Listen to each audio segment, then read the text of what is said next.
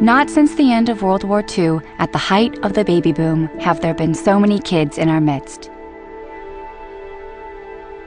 There are now more than 52 million kids under 12 in all in the United States, the biggest burst in the U.S. youth population in half a century. And for American business, these kids have come to represent the ultimate prize.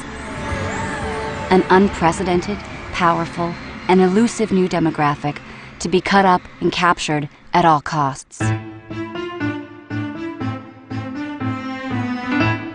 There's no doubt that marketers have their sights on kids because of their increasing buying power, the amount of money they now spend on everything from clothes to music to electronics, totaling some $40 billion every year. But perhaps a bigger reason for marketers' interest in kids may be the amount of adult spending that American kids under 12 now directly influence, an astronomical $700 billion a year, roughly the equivalent of the combined economies of the world's 115 poorest countries. One economic impact of children is the money that they themselves spend. The money that they get from their parents or grandparents, the money that they get as allowance when they get older, the money that they earn themselves. That is an increasingly significant amount of money. But that's not where the real money is. Marketers and advertisers have realized that the real money related to the children's market is in their purchasing influence. Any questions? Jared, does he do any tricks? Does that work for you? Because of their purchasing power and because of their purchasing influence, marketers and advertisers have become much more deliberate in their strategies and attempts to how to influence those dollars. Sienna, because kids come first. It's the children who often determine what kind of car gets bought, what kind of computer gets bought, what kind of cell phone program, and even where they take family holidays. What's your favorite part of the Nick Hotel? The awesome pools, having my own room, the arcade rocks. I like the shops. I like eating with SpongeBob. We came on vacation and the kids don't ever want to leave. Most parents and other people just don't realize how corporate marketers intentionally try to, well, in essence, make parents absolutely miserable.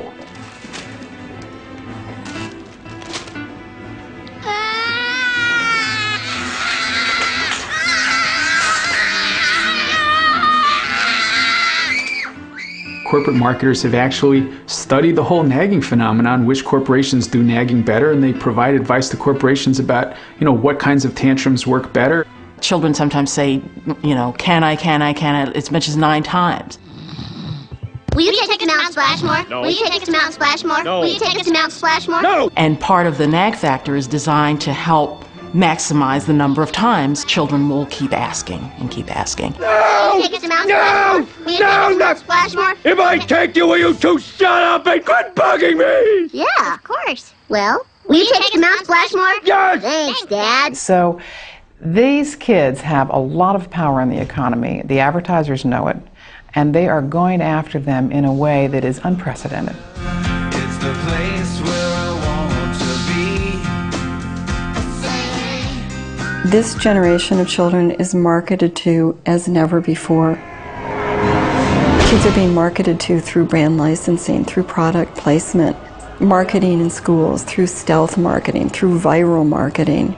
There's DVDs, there's video games, there's the internet, there are iPods, there are cell phones. There are so many more ways of reaching children so that there's a brand in front of a child's face every moment of every day. What we have is the rise of 360-degree immersive marketing, where they try and get around the child at every aspect, at every avenue. Check it out! Comes some 4 great games! Kids are inundated with this. They are buried in this. Buried in this media blitz. Kids are now multitasking with media. Hello?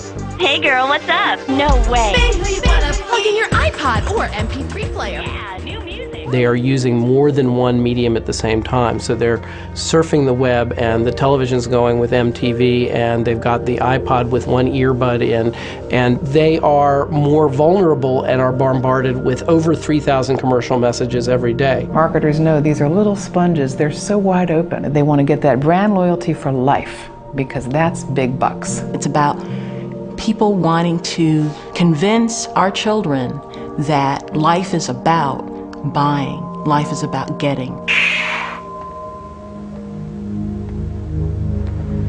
Can I help you? Yeah, I'm here to see this. Go ahead. So the philosophy becomes cradle to grave. Let's get to them early. Let's get to them often. Let's get to them as many places as we can get them. Do you have a business card? Sure. Not just to sell them products and services, but to turn them into lifelong consumers. I'll see you in about 20 years.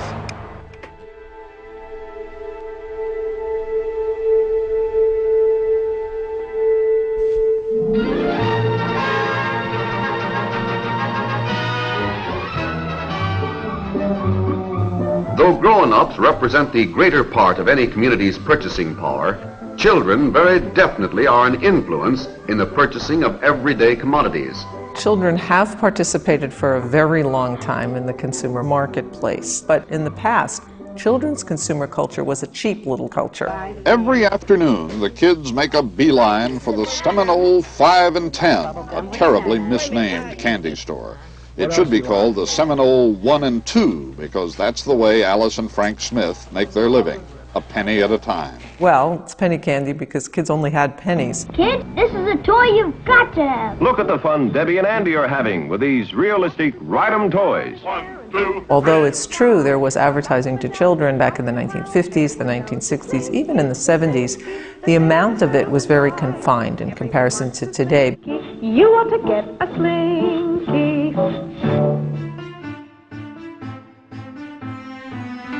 Advertising to kids may have been confined during the 70s, but it was during this period that it would come into its own as an industry,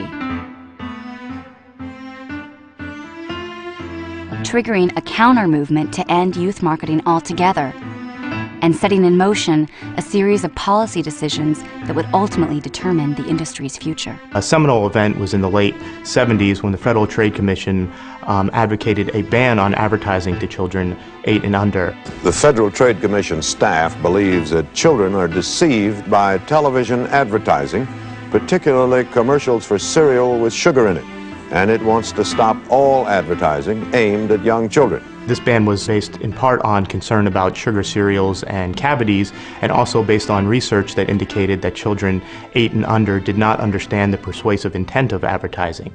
Are you saying that every message directed to the older child, a child between 8 and 12, is inherently deceptive? That's right. I think the child cannot bring enough information to bear not to be deceived and to have an unfair trade practice. So what ended up happening was the industries that were going to be affected, the toy industries, the sugar cereal companies, went to Congress. And that in an American democratic capitalistic society, we all must learn, top to bottom, to care for ourselves. And what the last thing we need in the next 20 years is a national nanny. And Congress ended up taking away a lot of the FTC's authority to regulate marketing to children. Far from addressing consumer advocates' concerns about the impact of advertising on kids, in 1980, Congress passed the FTC Improvement Act. The law mandated that the FTC would no longer have any authority to promulgate any rules regarding children's advertising. The Congress of the United States, under pressure from advertisers and marketers, actually took away from the Federal Trade Commission the right, the authority to regulate advertising and marketing to children. And what little remained of government's power to regulate children's advertising would be dealt a final, fatal blow in the early 1980s. Government is not the solution to our problem. Government is the problem. In the 1980s, this country was in a situation of falling in love with the market, thinking that the market was the solution to everything, and of deregulating industry. For those of you with television stations, I have an announcement. As you know, I've never liked big government, and I think you will agree there's no reason to substitute the judgment of Washington bureaucrats for that of professional broadcasters. By 1984, the Reagan administration had completely deregulated children's television. All bets were now off. Corporations now realized that Congress was not going to do anything to restrict their power to marketing to children, and they now actually had more power. And lo and behold, a lot of really smart marketers discovered children as a huge market. In the decades prior to deregulation, kids' consumer spending increased at a modest rate of roughly 4% a year.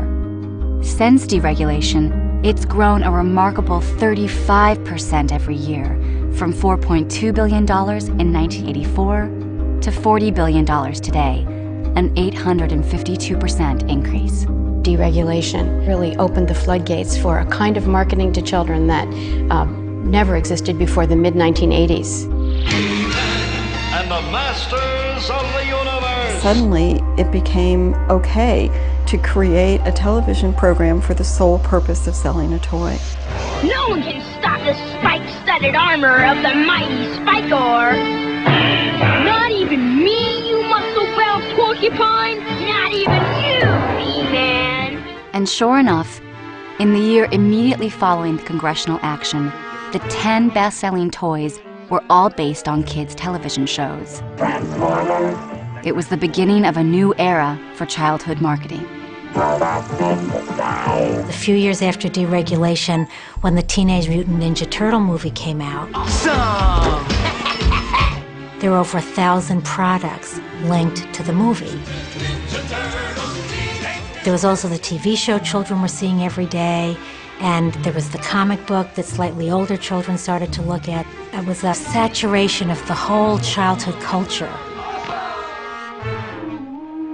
Well, when I was a kid, Hopalong Cassidy was on television. He was like one of the first children's programming. Here he comes! Here he comes! It was only after he became so successful that they developed a lunchbox. Now they developed the lunchbox and the dolls before. The Star Wars Ultimate Lightsaber. I mean, this is why people like George Lucas has said, I am not a film director, I am a toy maker. Everything's Star Wars. Chewbacca is recording ringtones for a cell phone company.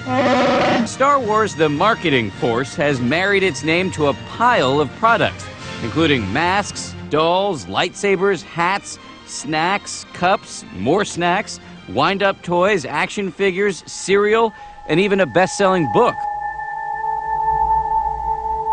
And so, with deregulation, a new world had been opened to marketers. Free now to turn the most powerful emotional attachments of kids into unheard-of profits.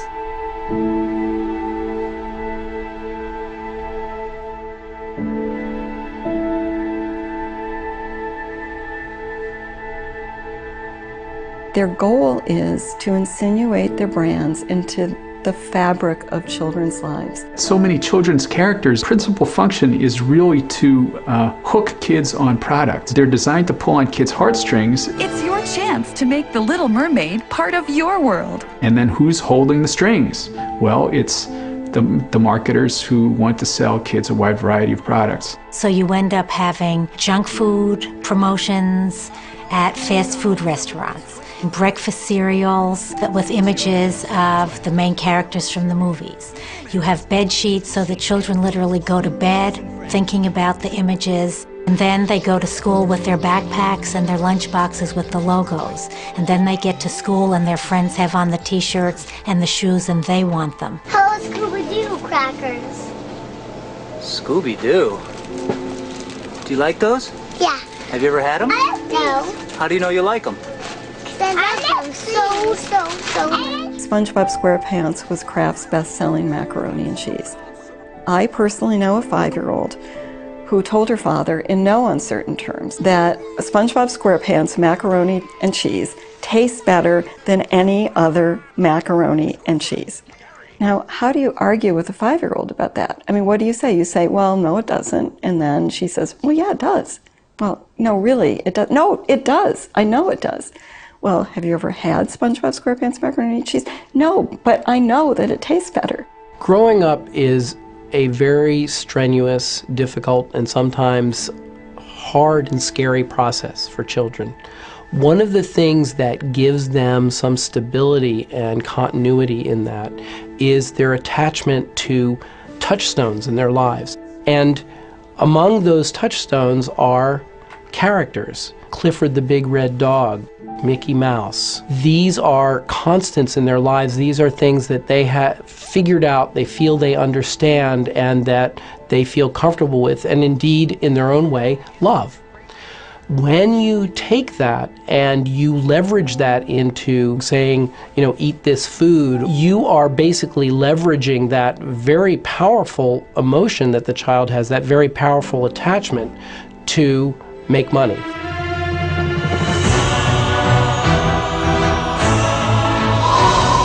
To celebrate Walt Disney Pictures and Walden Media's presentation of The Chronicles of Narnia, The Lion, the Witch, and the Wardrobe, you can get a pop-up storybook and an out-of-this-world action figure in every McDonald's Happy Meal.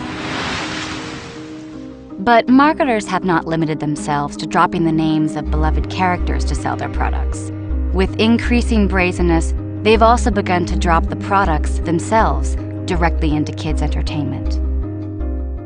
Oh, look at that! Is it a mirage or just product placement? Hey, who cares? With shopping convenience at such low prices. Water, Fresca, Mountain Dew, your product name here. Product placement is weaving of products into programming without adequate disclosure. Welcome to Wendy's. May I take your order, please? Classic triple lettuce, tomato, and cheese. Classic triple lettuce, tomato. I got it. Classic. Chicken nuggets. What kind of toys do you have? And so it's dishonest advertising, it's deceptive advertising, it sneaks by children's critical faculties and implants its messages in kids' brains when they're paying less attention. American Idol, which is a top-rated television program for 2 to 11-year-olds, is just rife with Coca-Cola product placement. American Idol is brought to you by Coca-Cola. The Gilmore Girls eat Pop-Tarts for breakfast. Are you enjoying your breakfast? I don't know if I like Pop-Tarts. Did you fall on your head while you were sleeping? I don't know. Do I like this? Is this something I like? Children's films have product placement in them. I mean, what Spy Kids had McDonald's as a plot point. And also product placement is getting more and more prevalent in video games.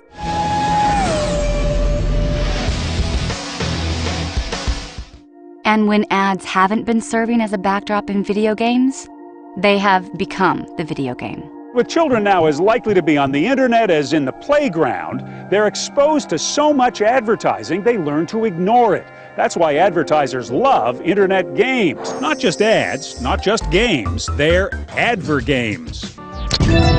She can score with Skittles, race with Chips Ahoy, or hang out with SpongeBob. It's part of this by any means necessary. I mean, we've got to get to the kid. We've got to make sure that that child is indoctrinated as a consumer cadet. So therefore, we've got to get to them in ways that maybe they don't even know that we're getting to them. This new world of advertising in entertainment and entertainment as advertising no longer seems to recognize any boundaries, especially with the rise of new media technologies.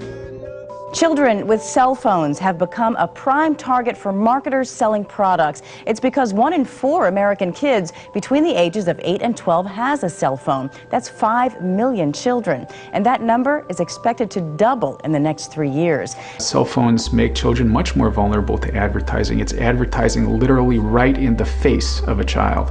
And I can get all kinds of themes, ringtones, and lots of cool games, like Pirates of the Caribbean. Disney and Nickelodeon now have downloadable content for cell phones. Watch videos, catch cast interviews, interact with a favorite Wildcat.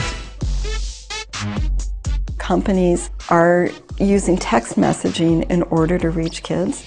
I mean, if your child has a cell phone and that cell phone has internet access, then your kid's being marketed to, in ways that you don't even know. So we have to stop thinking of marketing to children as just commercials. I mean, commercials are just so 20th century. Introducing Nick Teropolis, a huge new world just waiting to be explored by you. With more than 40 million kids online daily and growing, perhaps no tool has become more important to marketers than the internet. And advertisers are making sure to hit kids where they gather, where tens of millions of elementary-aged kids are coming together to chat, play games, and watch videos, all while being immersed in the brand. Welcome to Webkinz.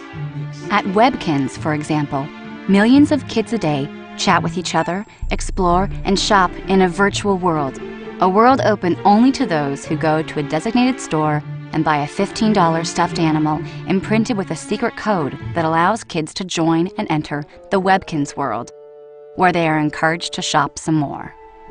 One of the reasons marketers covet these sites is because of their proven ability to gather personal information from kids. The internet allows people to be micro-targeted. If you have the person's birthday, you could say, "Happy birthday, Billy. Have you seen the new Power Ranger watch?" It's very personal. If you set up 5 different accounts from 5 different geographic areas, on different genders, on different ages, with different preferences, you will see 5 different ads. You will see 5 different worlds. Now, as a child, you don't know that. As a child, you're competing with MBAs. You're competing with some of the smartest people out there. In the face of these developments, many critics of youth marketing have called on schools to develop media literacy curricula to help kids navigate commercial culture. The results have sometimes been less than encouraging. Now a word from our sponsor. That's how some schools are making extra money, literally selling themselves to advertisers. Everything from the band shell. That will be $125,000. To the lecture hall. $150,000. Can be named for a price at New Berlin schools. There's advertising on school walls, on school buses and gymnasiums. There's donated scoreboards that have the Coca-Cola or the Pepsi logo on them. There are so many ways that commercialism has intruded into our classrooms. There's Coke and Pepsi and Cadbury Schweppes in the schools, which are helping to generate an epidemic of childhood obesity among our kids across the country. There's school book covers. There are sponsored educational materials. There's a company called Field Trip Factory, which takes kids to places like Petco and to Sports Authority and calls that education. The Chicago kindergartners are on a school field trip, but the animals they're going to see aren't in the zoo. We want to welcome you to Petco. Across the country, a growing number of schools are taking America's classrooms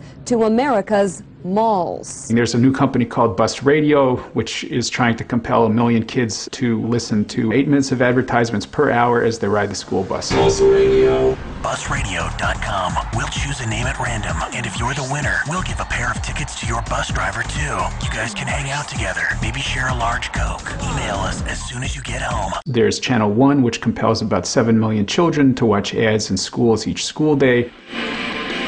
Today on Channel 1. The purpose of schools, in part, is to promote reason.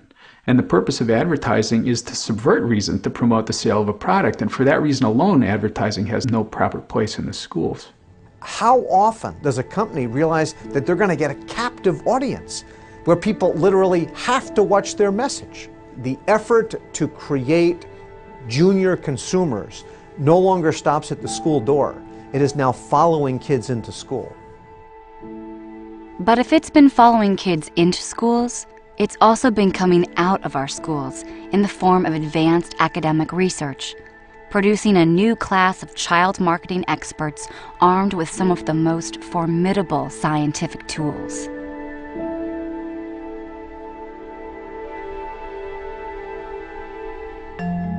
Psychologists and anthropologists and sociologists and behavioral scientists are used by marketers to really shape and cement children's brand preferences. They want to be part of the fabric of children's lives.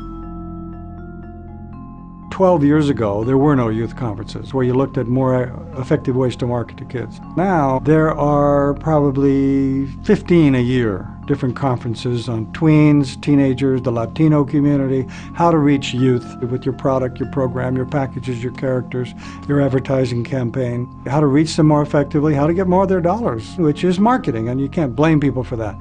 But is it balanced with more conversations, more discussions of what's good for kids, how can we move our society forward in a healthier way? No.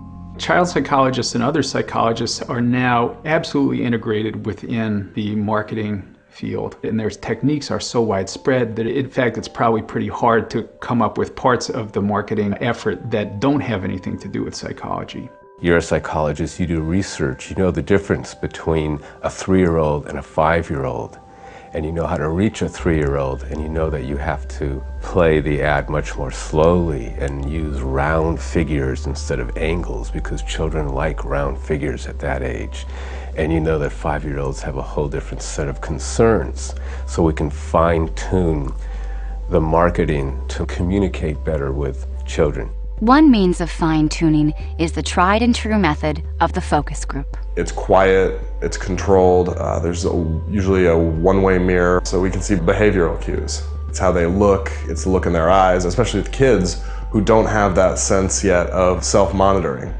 You know, all their actions are very descriptive, and once we take what they say and then feed that in with how they look when they say it and their behavioral cues, we really end up with a strong measurement of how product affects them. Still another means is ethnographic research, which, tuned to the goals of marketers, has become a kind of scientific stalking.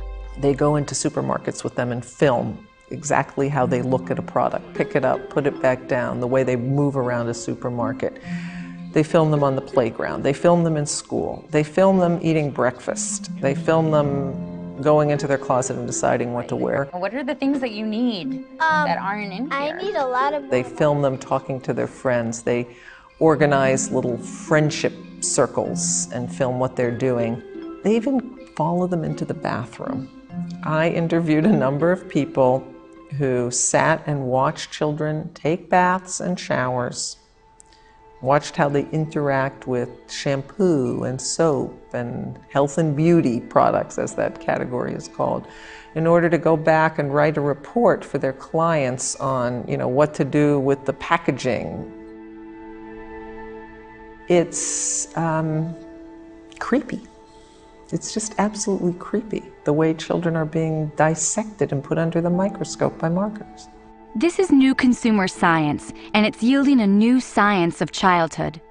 And perhaps nowhere else have the different elements of this science merged so seamlessly as in the Girls' Intelligence Agency. Not the CIA, it's the Girls' Intelligence Agency, which, for all the cloak and dagger, is actually a marketing firm. The Girls' Intelligence Agency claims to have tens, if not hundreds of thousands of girls across the country that it is in contact with and working with. The signature product of the GIA is something called the Slumber Party in a Box. Guys, sacred opening of the cake. Kids are asked to sort of push a certain product, or they're more like focus group parties where kids are asked to come and give their opinions on products. What is the hottest item, the sleep mask, the fuzzy phone, or the beauty kits? Fuzzy phone.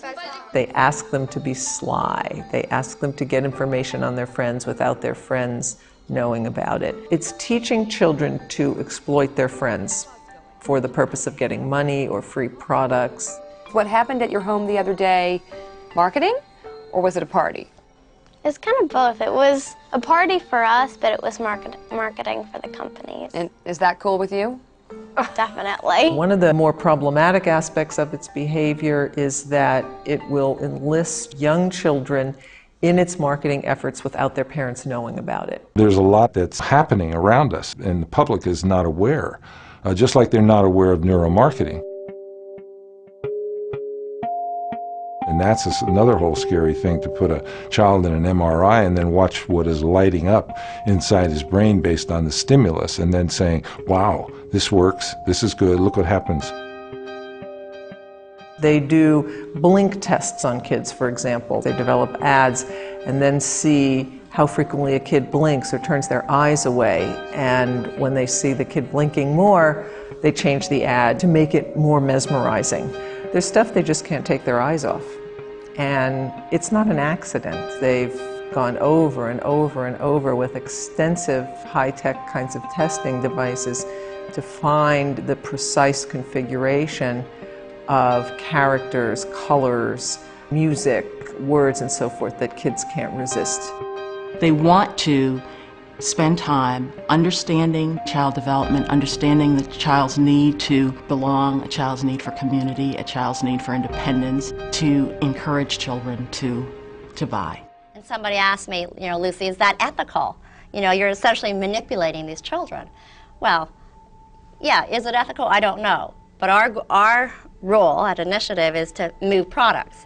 And if we know you move products with a certain creative execution, placed in a certain type of media vehicle, then we've done our job. they are tomorrow's consumer, tomorrow's adult consumer. So start talking with them now, build that relationship when they're younger, and you've got them as an adult. I'll say it. These marketers are very similar to pedophiles, okay? They are child experts. If you're going to be a pedophile or a child marketer, you have to know about children and what children are going to want. Kids love advertising. It's a gift. It's something they want. There's something to be said, by the way, about being there first and about branding children and owning them in that way. And antisocial behavior in pursuit of a product is a good thing.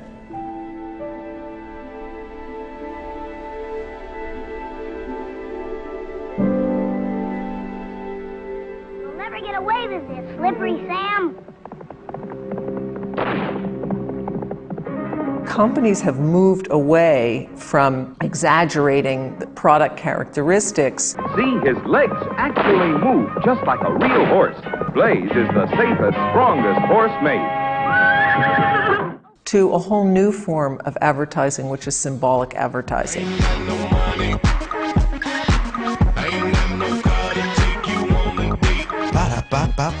The product is pushed not on the basis of what it can do or how it tastes, but of its social meaning. Run cool! Play cool! Be cool! So kids are taught to want candy or sugared cereals or soda because it's cool. Cheesy. It will define them as an individual. What you buy is who you are. You give a little love and it all comes back to you. There's a mantra in American society: you are what you have, you are what you buy, you are what you own. I mean, where did she find that outfit? Like Ugly Are Us? More like Ugly Are Her. We are so funny. And pretty. I love us.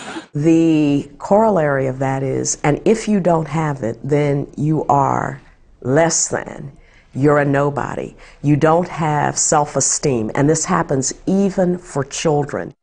Nice jacket. Abercrombie? Please, it's Dior. Why, is yours from ANF? Our mom bought it for him at Kmart.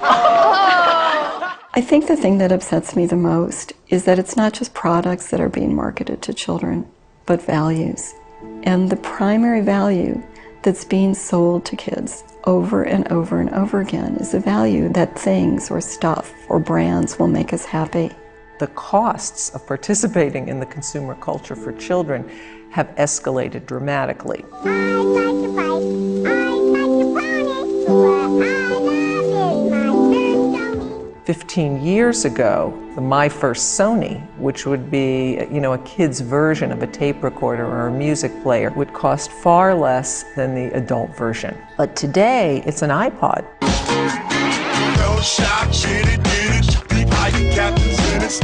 In grades, 1, 2, 3, 4 even, very, very expensive products.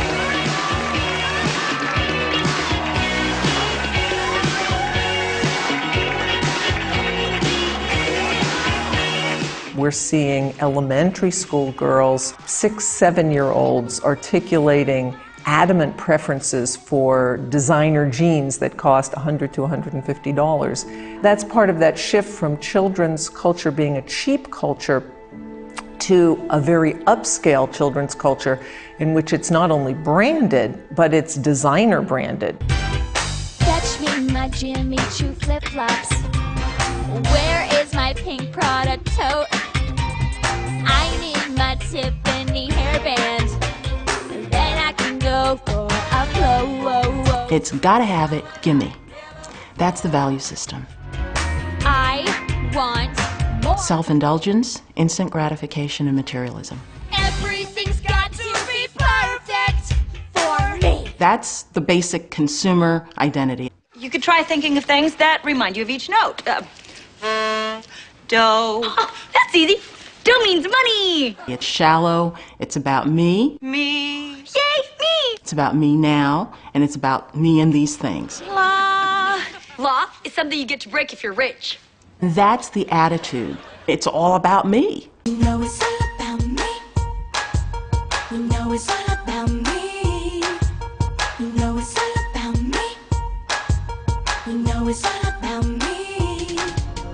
It's really a disservice to kids. I think part of what we need to be able to tell kids is that it's fine to have nice things. There's nothing wrong with having nice things, but don't mistake that for happiness and satisfaction. In about 20 years, what do you want to be? Oh, I want to be a baseball player. A teacher. I want to be a policeman. When I first started seeing children as a psychotherapist about a quarter of a century ago, I would routinely ask them what they wanted to be when they grow up, and would hear things like a nurse, an astronaut, or some profession that seemed glamorous to them. By the way, what does your father do for a living? He designs Designs what? missiles. Missiles. And what are you going to do? I'm going to be a postman. Now, why do you want to be a postman? There isn't so much to it, and you can read the postcards. Around the late 80s, it started to change, and I started to hear children answer that question with the word rich. When I grow up, I want to be rich. I want to make a lot of money. I want to have a lot of stuff. How we doing today? What's my son? Bacon, bacon, mini-me. And we ain't faking, something to do A little shaking. The commercialization of childhood is permeating their lives. We're talking about a profound remaking of their psyche. In that world of materialism, kids are not allowed to be kids anymore.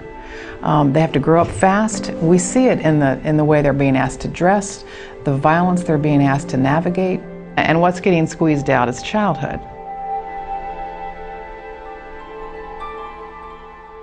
Marketers even have a name for this trend. They call it kids getting older, younger. Where's Carla? Meet the go-to girl of the fashion world, you. The natural developmental urge is to be older, more mature, faster. No one who is 17 reads 17 magazine. It's the 10 and 12 and 13-year-olds who are reading it to understand what it's like to be 17. What is happening is that marketing is taking advantage of that natural urge and selling down to lower and lower age groups. Manicure and pedicure parties are a big hit for 5-year-olds like Talia. Aren't these gorgeous? And why wouldn't girls as young as the age of 6 buy cosmetics? Experts say their role models aren't teachers, astronauts, or doctors. Instead, it's the teen idols they're attracted to. And nothing points to the industry infatuation with age compression more than its invention of the tween. Club Libby Lou caters to tween girls, like Shelby celebrating her 10th birthday with friends. And afterwards, Look at this. This is so cute. showing mom what a tween girl wants. It's like bling bling. Like. And that's just what a CEO wants. There's a lot of little girls out there, and they have a lot of buying power. Tween. In between. In between what? I don't know. I don't know what's before tween, because the bottom end of tween is constantly getting younger. It used to be, I believe, 8 to 12, and now it's 6 to 12, and it can get 4 to 12. And this gives you a clue to some of the perverted thinking that's going on in this field. The idea that a 6-year-old is no longer a child, but is between childhood and adolescence. Express yourself, girl, let it all hang out. Just do your thing, ain't nothing to worry about. One of the crucial aspects of this trend is that marketers never communicate their adult messages and values to kids simply as kids, but as boys and as girls. And girls are being taught they need to be pretty, sexy, and what they buy determines their value, and how they look determines their value. It's true that to some extent, advertisers have always appealed to girls at this level.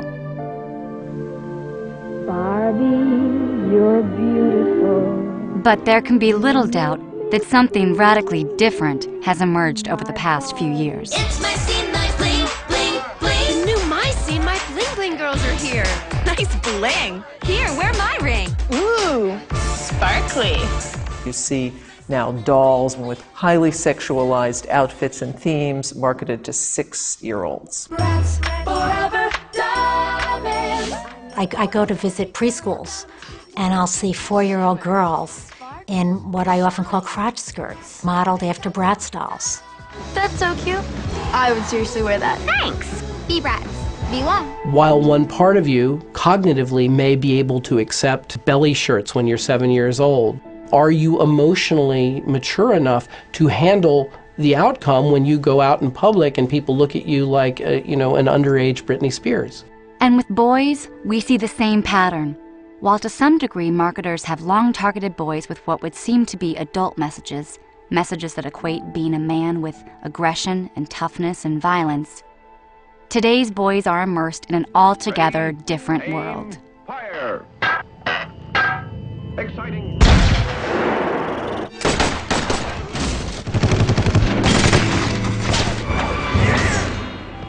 With boys, what we see is the use of images of violence, power, domination at very young ages. With video games, for example, we went from 16-bit to 32-bit to 64-bit to 128-bit technology in about 5 years. What that means is that we're getting closer and closer to virtual reality.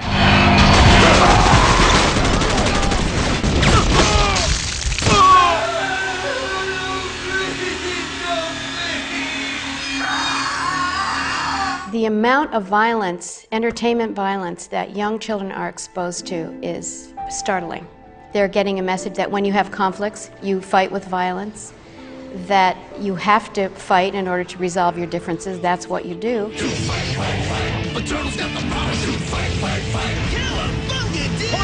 And that watching violence is fun. What the hell is this? What the hell is this? It's entertaining.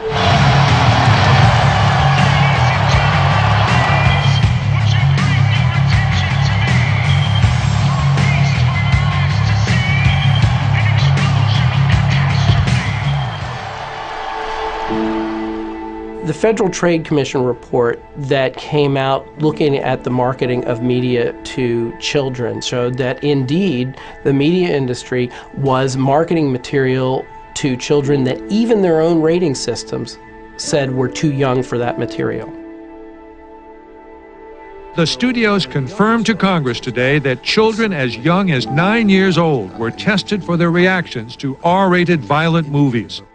Clearly, there were times during the period discussed in the FTC report when we allowed competitive zeal to overwhelm sound judgment and appropriate standards. So the very people who are making the product are telling you what's appropriate for kids. And there has been a shift in the space of a decade of one full ratings point.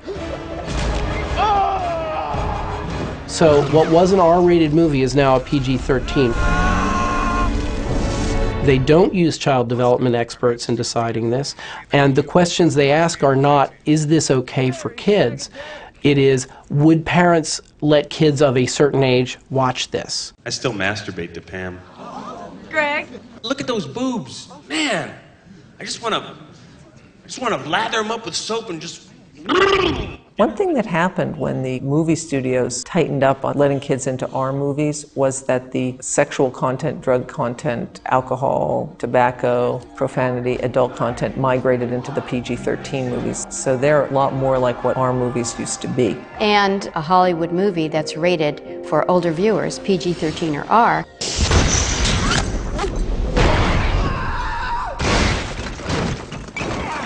has a whole line of toys and products marketed to children 3, 4, and 5 years old. New Itsy Bitsy Spider-Man. Despite growing concerns about the industry's explicit strategy of age compression, its drive to reach kids at younger and younger ages has only accelerated. The result is a massive and growing toddler industry that almost from the womb now blankets babies in brands. It's really hard to find baby paraphernalia that's not plastered with media characters. You can find unbranded baby stuff, but you can find it in high-end toy stores. But if you go to places where poor middle-class families shop, it's all branded. So the babies start out life with the notion of consumption. And that's not an accident. What they want is cradle-to-grave brand loyalty. That's what they talk about. Share of mind. They talk about owning children for life. Norman Feeney, Pepsi drinker for life. There's been this recognition, apparently, that children as young as 6 months of age can recognize brands. So now, if they can recognize brands, we've got to make sure that they recognize our brand. The marketer is interested in getting to that child at the very, very beginning to begin to shape that child's worldview, to begin to shape that child's brand preferences, to begin to basically tell the child, in a sense, what that child needs in order to have a meaningful life. And that's where we see, as mothers, that's our job. It's not theirs.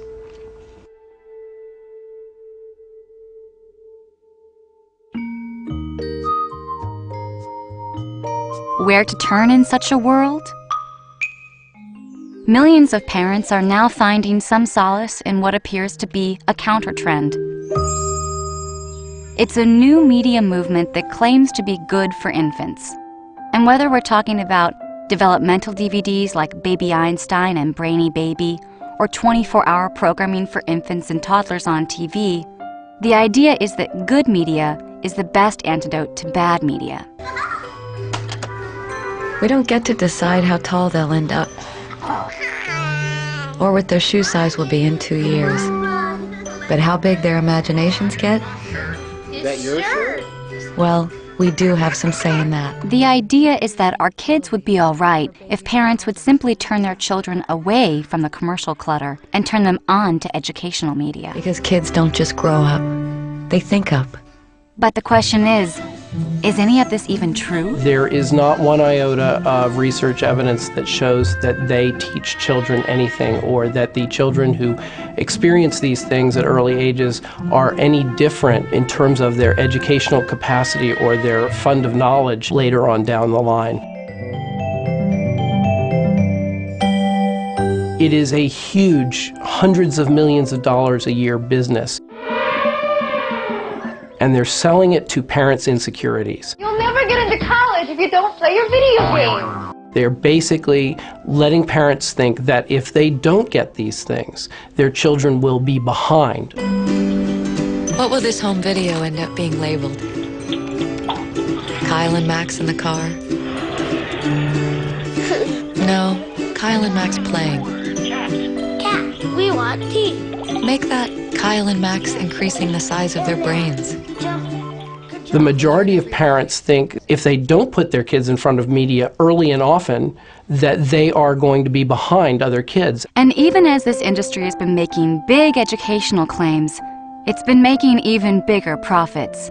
Sales of infant videos and DVDs purporting to be educational are expected to reach $7.8 billion by 2010. After her daughter was born, Julie Eigner Clark searched for ways to share her love of music and art with her child. So she borrowed some equipment and began filming children's videos in her basement. The Baby Einstein Company was born, and in just 5 years her business grew to more than $20 million in sales. Julie Eigner Clark. This is a billion-dollar industry that is a complete and total scam.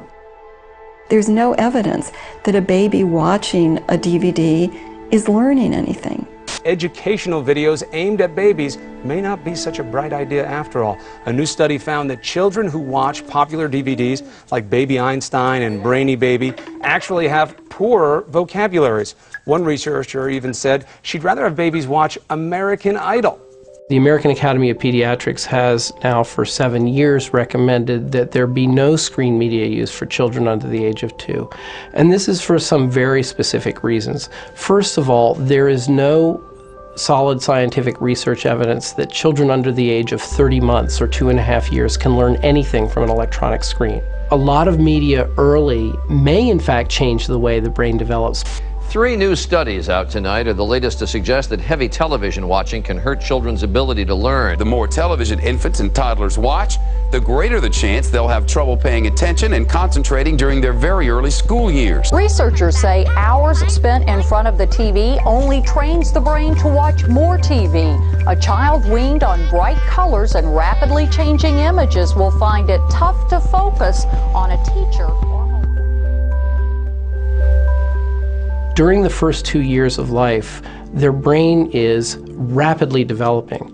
And what we know about optimal brain development during these first 2 critical years is that face-to-face involvement with other people, parents, siblings, other kids, interaction with other human beings, manipulation of the physical environment, trying to stack the blocks up or get a Cheerio in your mouth, creative, open-ended problem-solving play is far better than the best edutainment software you could ever have. What's the most important thing for a 0 to 2-year-old? The single most important thing is the social dynamic, the bond that occurs, and the intimacy that occurs between mother and child. Forget the rest of it. That piece lays the bond of trust and the foundation for all higher learning later. That has to occur. So if you're sacrificing the trust, the bond, the attachment issues for the sake of having a baby Einstein or computer or videos in the room, you're missing a huge understanding of child development. The space that is necessary to think is being jeopardized. You're immersed. You're outside yourself. You're taken out. When do you have quiet time and unstructured time? And when is a child able to be a child and play? Remember playing baseball until it got so dark you couldn't see the ball any longer? How about hiding and pretending you couldn't hear your name being called home to dinner? That was back, of course, when kids, and just about all kids, played outside starting the moment they got home from school. That was before Xbox, of course. A recent report from the American Academy of Pediatrics found that commercial media is radically transforming the way children play. The report found that even though free and unstructured play is essential to the cognitive, physical, social, and emotional well-being of children, the amount of time 6 to 8-year-olds spend playing creatively has been declining dramatically over the past decade. And for 9 to 12-year-olds over the same period, creative play has declined a staggering 94%. The thing that it's important to remember about creative play is that it's a foundation of learning. It's a foundation of critical thinking. It's a foundation of problem solving. It's the foundation of empathy and of, the experience of being something else. And it's the way that kids make life meaningful. What's happening is that children are being deprived increasingly of opportunities to exercise their imagination. Parents are being encouraged to hand babies cell phones because of the Sesame Street content or the Nickelodeon content. We now have, screens in the back of minivans and portable DVD players for toddlers. We're raising a generation of children who are never going to have the experience of having to amuse themselves or having to calm themselves down.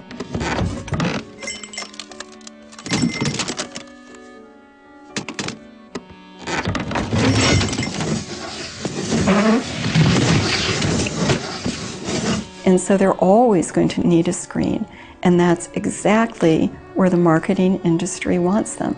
And when children play with toys that are based on media products, they play less creatively because they're not spurred to make up their own world. She's a fiesta girl. Move your arms up and down, shake your head. They're not spurred to make up their own storylines. What they do is they just regurgitate what they've already seen using products that are based on the film or on the television show. Every flip, every stick, every web sling and trick Spider-Man can do, now you can too with the Spider-Man stunt system. It's not real play.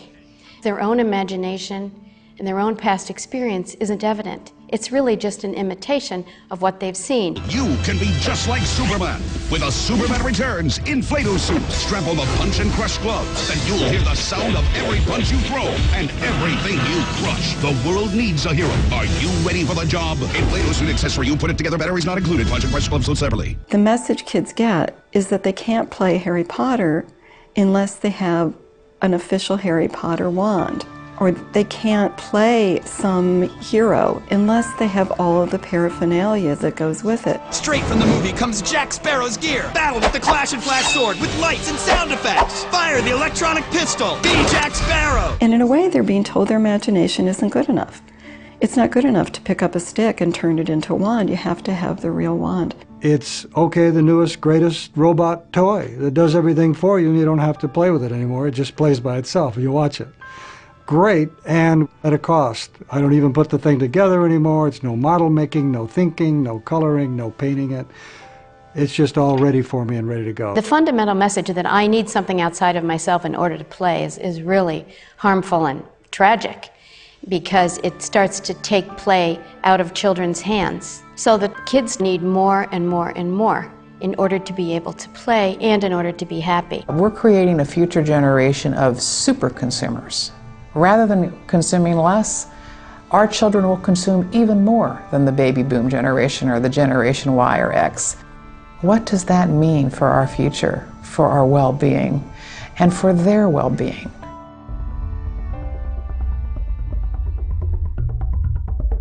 40 times as many young people are now being diagnosed with bipolar disorder than 13 years ago. Attention deficit hyperactivity disorder.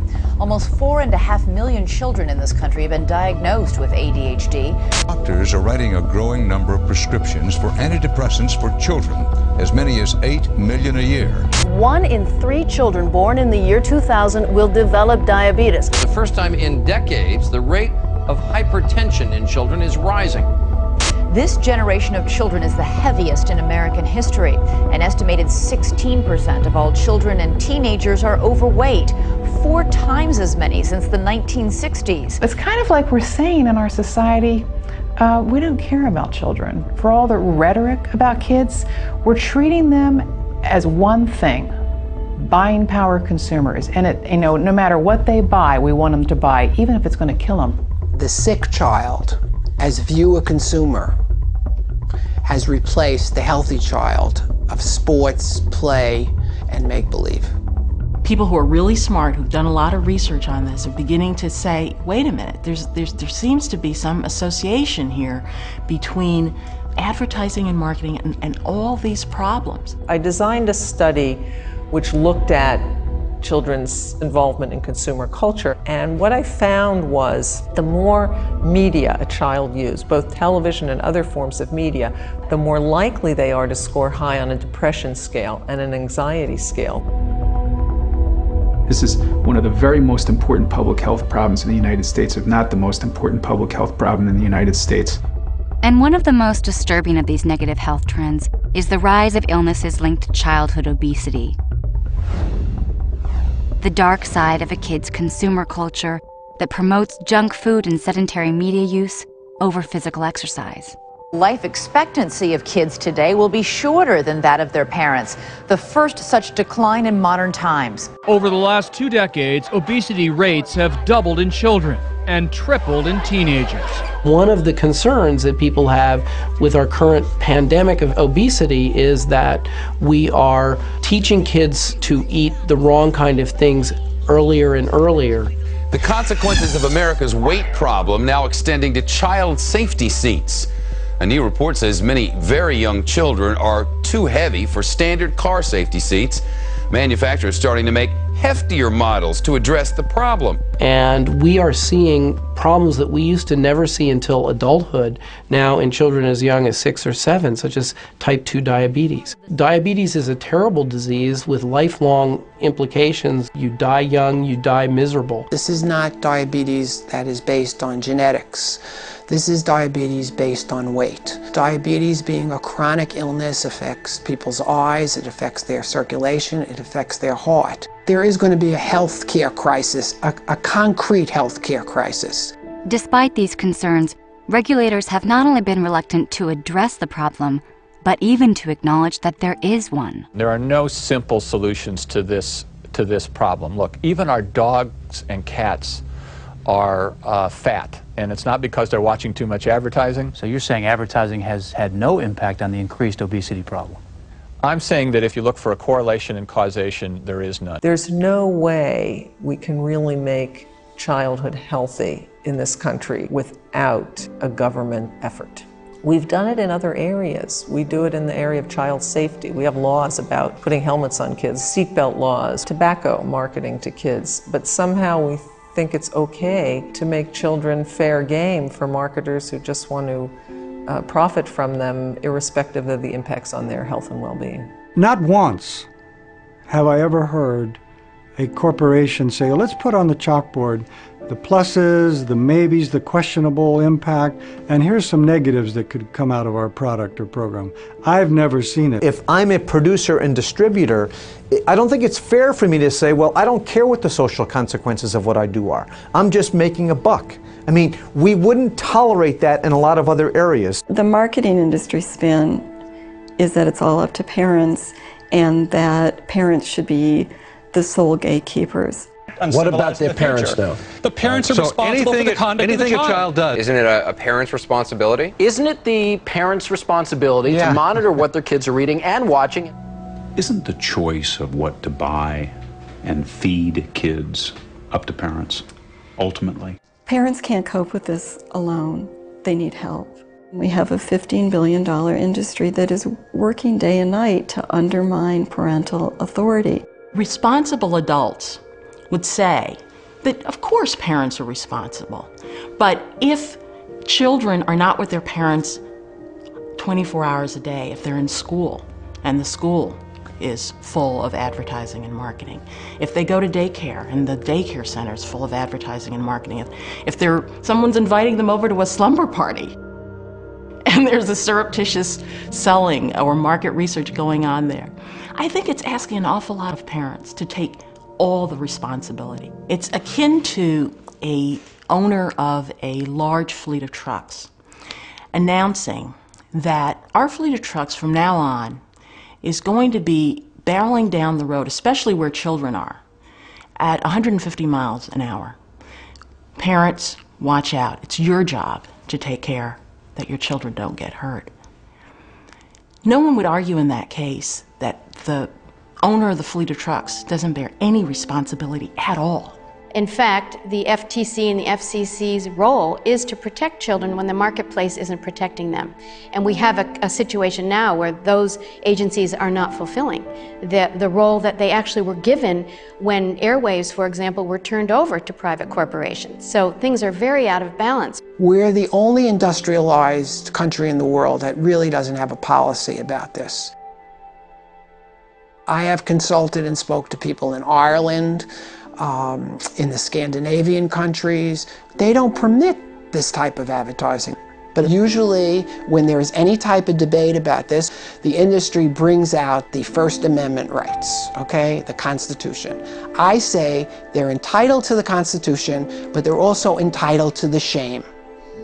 Shame on them. This is our future, and they know that this is wrong. We need, in a proactive, forward-looking way as a society, to say, how is this changing us? How is this changing our environment? How is this changing our society? And do we want this? I think that we have to look at this as an issue of rights. The rights of children to grow up and the freedom for parents to raise them without being undermined by commercial interests. In that sense, it's like the civil rights movement or the women's movement or the environmental movement. I think that we're at the beginning of a growing movement and that it takes time. This is a lot more than about selling products and services. If we care about nourishing the human spirit, if we care about human relationships, we've got to care about this issue.